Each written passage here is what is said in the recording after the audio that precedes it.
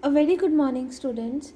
Today we are going to discuss some definition. The very first definition is the definition of path or curve or continuous curve.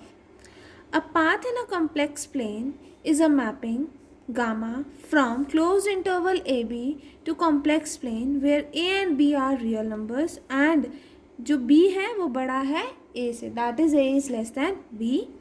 Also gamma of A and gamma B are the initial and final points. अगर हमारे पास कोई mapping exist करती है of the form from close interval A B to complex plane जहाँ पर ए और be real numbers होते हैं और बी बड़ा होता है ए से सच दैट कि गामा ऑफ ए और gamma of B are initial and final points, तब हम उनको कॉरेस्पॉन्डिंगली क्या कह देते हैं, path in a complex plane. अगर ये इनिशियल और फाइनल पॉइंट्स इक्वल हो जाए, मतलब जहाँ से ये स्टार्ट हुआ वहीं पर ये आके स्टॉप हुआ, दैट इज़ अगर ऐसा हो जाता है कि अगर इनिशियल और फाइनल पॉइंट सेम इक्वल हो जाते हैं तो कर्व कैसी हो जाती है हमारे पास, क्लोज्ड. ठीक है. नेक्स्ट हमारे पास होता है कि कर्व हमारी कब सिंपल होती है.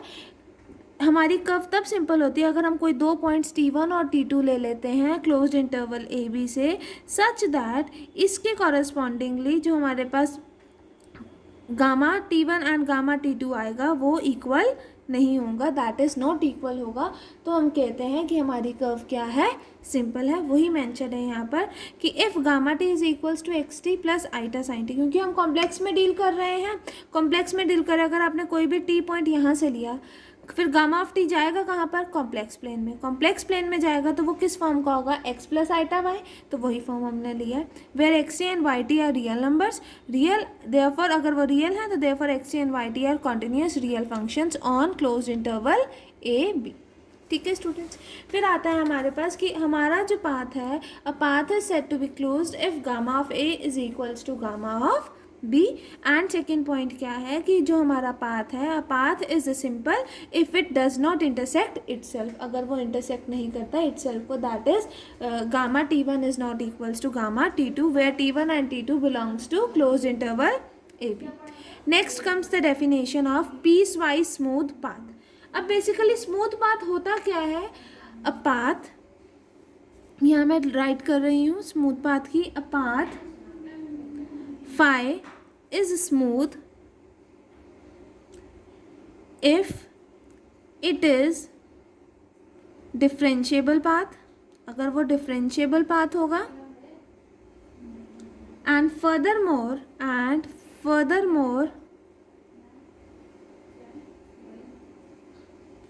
the derivative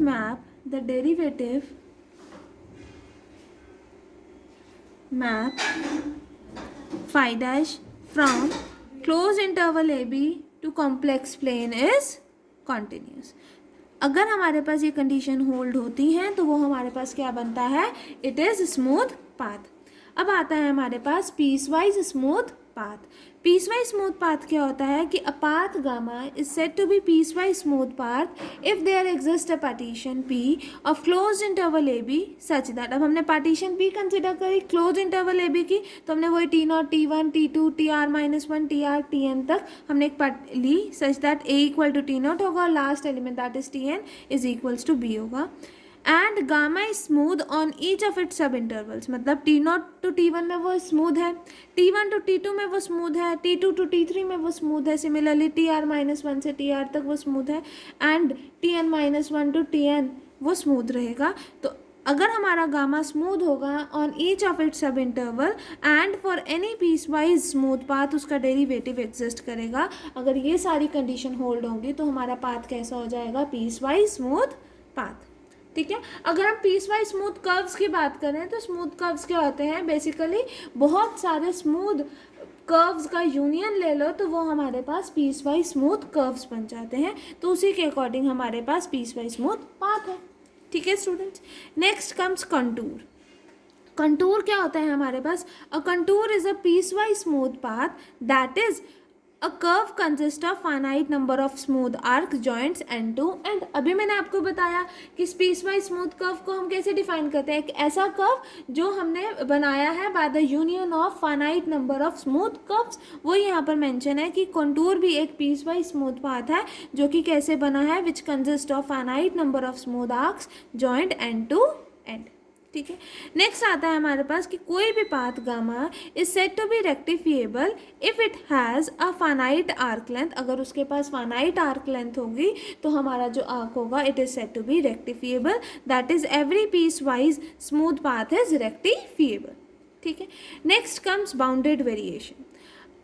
बाउंडेड आपको पता है कोई भी फंक्शन बाउंडेड कब होता है, व्हेन हम ये कहते हैं condition mod of f of x is less than equals to of M, तो हम कह देते हैं that the function is bounded.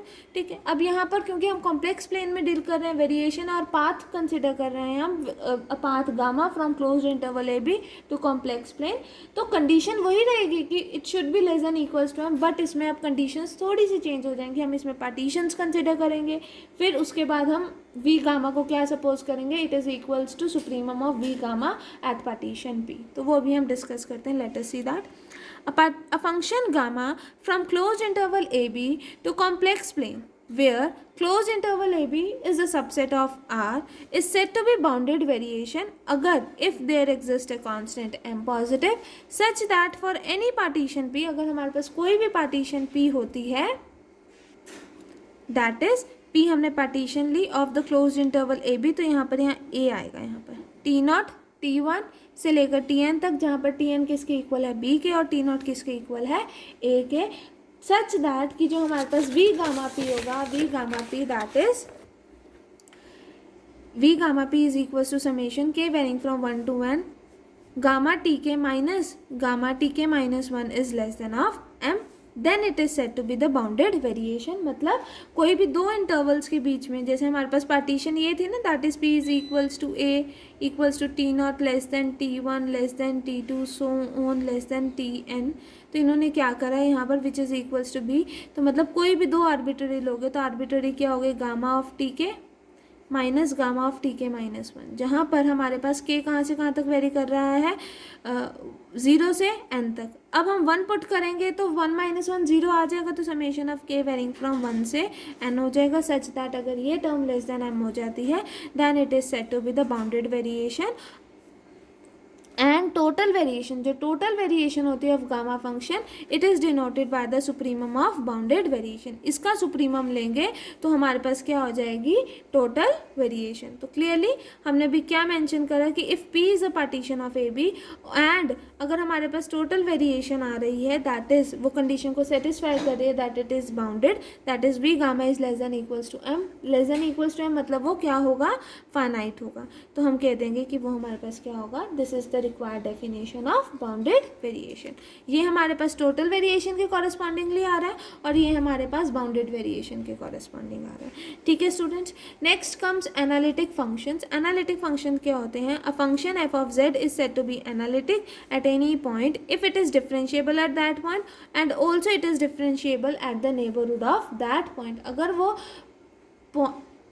Point अगर वो फंक्शन उस पॉइंट पे भी डिफरेंशिएबल है प्लस उसके नेबरहुड पे भी डिफरेंशिएबल है, तो हम क्या कह देते हैं, हमारा फंक्शन क्या है, analytic function. Next comes simple connected domain. Simple connected domain क्या होता है, a domain in which every closed curve can shrink to a point without passing out of the region is said to be simple connected domain, otherwise it is said to be the multiple connected domain. Next आता है हमारे पास domain. Domain क्या है हमारे पास, a domain is a non empty connected set in a complex plane is said to be domain, या फिर हम उसको कहते हैं open connected region. Is it right student? Now comes the most important definition, that is complex line integral, जो आपकी next theorem है that is Goursat theorem, वो कि बहुत इंपॉर्टेंट है, उसमें इस डेफिनेशन का बहुत यूज हो रखा है। ठीक है, तो let us discuss that. Suppose a function f of z is a continuous function at every point of a closed curve C having a finite length। मतलब हमने एक फंक्शन कंसिडर करा, फंक्शन कैसा, continuous function at every point, हर एक point पे वो continuous है of a closed curve C जिसके पास क्या है, एक फाइनाइट लेंथ है। And let Let us divide C, that is closed curve C, into n parts and choose a point xi k on each arc length. मतलब आपने कोई भी कर्व कंसिडर, क्लोज कर्व है ना, तो इस तरह से कोई भी क्लोज कर्व कंसिडर करें. इसको आपने बहुत सारे पार्ट्स में डिवाइड कर दिया, के पार्ट हो गए, के पार्ट हो गए, के पार्ट हो गए, ऐसे करके बहुत सारे कर्व्स में इनको डिवाइड कर दिया. फिर आपने कोई भी आर्बिट्ररी पॉइंट चूज करा, let it be this be Z के minus one and this be Z K, such that कि इनकी जो आर्क लेंथ होगी उसको किससे डिनोट करा हमने, let us choose a point xi K on each of the arc length. मतलब इसमें इस आर्क लेंथ में हमने एक पॉइंट जाई के यूज़ कर लिया. अगर हम यहाँ पर जेड के माइनस टू से जेड के माइनस वन लेते तो यहाँ पर जाई के माइनस वन पॉइंट चूज़ कर लेते. तो such that and choose a point xi K on each arc length of close interval Z के minus one to Z K, then form the sum कैसा S N, such that S N is equal to summation of K varying from one to N F xi K bracket start Z के minus one. And let us suppose that अगर ये approach करेगा, अगर ये कब approach कर रहा है जीरो को, अगर एन अप्रोच कर रहा है इन्फिनिटी को. मतलब अगर हम बहुत सारे इसको छोटे छोटे पार्ट्स में ऐसे एन इन्फिनिटी को अप्रोच कर रहा है, मतलब ये जो पाथ है, ये कर्व है, कितने पार्ट्स में डिवाइड हुआ, इन्फानाइट पार्ट्स में. मतलब कोई भी दो एलिमेंट्स के बीच में डिफरेंस क्या होगा, जीरो का. दैट इज वही लिखा है कि जैसे जैसे एन अप्रोच करेगा इन्फिनिटी को, तो जेड के माइनस वन किसको अप्रोच करेगा, जीरो को. ये जीरो को अप्रोच करेगा, then S N tends to a fix limit which does not depend upon the mode of sub division. वो डिपेंड नहीं करेगा upon the mode of sub division. And this limit is denoted by integral A to B F of Z D Z, या फिर हम कह सकते हैं integral with over the closed curve f of z dz is equals to limit of n approaches to infinity Sn, where c is the closed curve. It is called the complex line integral of f of z along the closed curve c. इसको हम क्या कहते हैं, complex line integral. वही mention करा हुआ है यहाँ पर. Note that integral f of z over the closed curve d of z means integral f of z along the curve c in a positive sense. ठीक है students. And in case of closed path in positive direction, positive direction क्या होती है, anti clockwise. अगर आप negative direction की बात करोगे तो वो क्लॉकवाइज डायरेक्शन हो जाएगी. तो जो भी हम आगे डिस्कस करेंगे वो इस डेफिनेशन पे फुली डिपेंड होगा. तो मेक श्योर आप यहाँ तक अच्छे से कल तक रीड कर लेंगे, सो दैट हम Goursat theorem which is the most important theorem उसको अच्छे से डिस्कस कर पाएंगे. ठीक है स्टूडेंट्स, थैंक यू.